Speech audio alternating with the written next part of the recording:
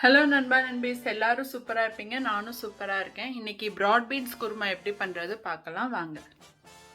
குருமாவுக்கு வந்து ஃபஸ்ட்டு சட்டியில் எண்ணெய் காஞ்சதும் நம்ம வந்து நறுக்கி வச்ச வெங்காயத்தை போட்டுடலாம். வெங்காயத்தை நல்லா வதக்கி விட்டுக்கலாம்.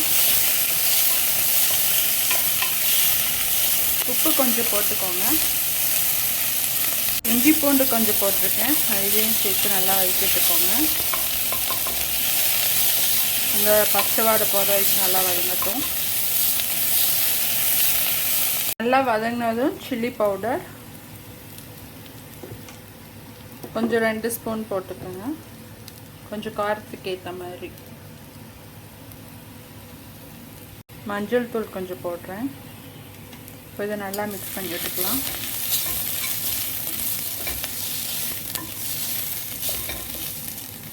இப்போ நான் தக்காளி ஆட் பண்ணுறேன். 3 குட்டி தக்காளி கட் பண்ணி வச்சுருந்தேன்.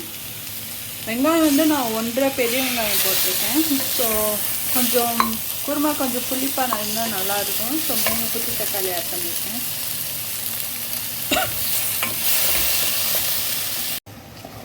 தக்காளி நல்லா மசிஞ்சதும் வந்து நம்ம ப்ராட் பீன்ஸை வந்து உள்ளே போட்டுடலாம். இப்போ நான் உள்ளே போட்டேன். இங்கே வந்து ப்ராட் பீன்ஸ் வந்து ஃப்ரோசனில் தான் கிடைக்கும். இதுக்கு ஒரு உப்பு போட்டுக்கலாம்.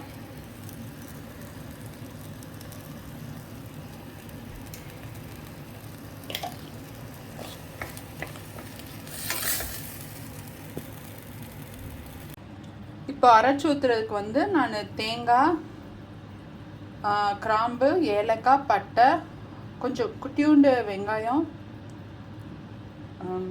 இது பேர் மறந்துடுச்சு, பிரியாணி இலை, இது எல்லாத்தையும் சேர்த்து அரைச்சி எடுத்துக்கலாம்.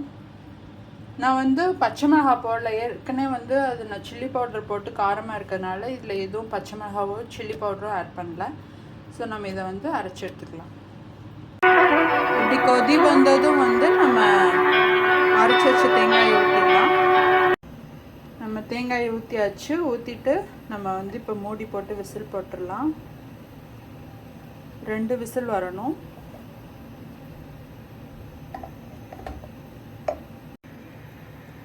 இப்படி வந்து இதிலேருந்து ஒரு ஸ்டீம் மாதிரி இல்லை தண்ணி மாதிரி வெளில வந்துச்சோன்னே தான் நம்ம விசில் போடணும்.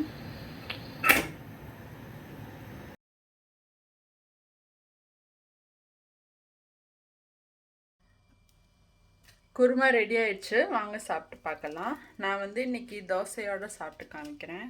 தோசைக்கு செமையாக இருக்கும்.